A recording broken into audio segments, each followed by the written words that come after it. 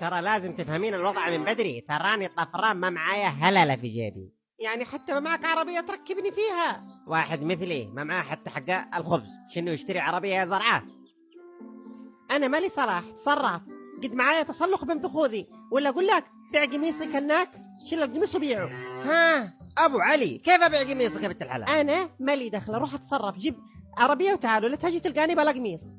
شقعد مستنياك هنا حتى تاجي.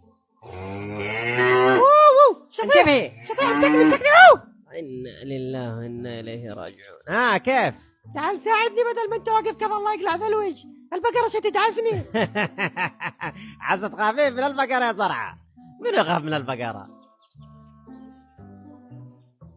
الله، هذا المكان مرة يجنن وفنان.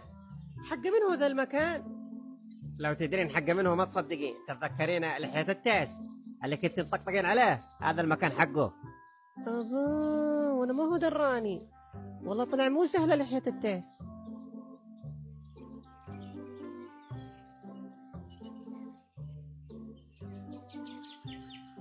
ما شاء الله، حق منه هذه المزارع حق القمحة كلها؟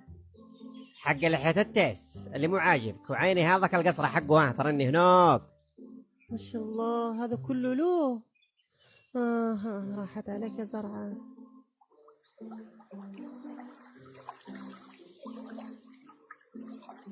عاد انا شي نمشي كثير ولا لا؟ تراني قديري ما عاد قدرت امشي، تعبانه.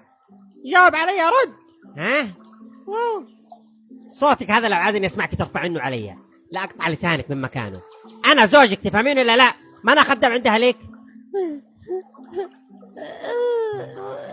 وهذه العشه اللي تعيشين فيها، ترنيها هذا البيت.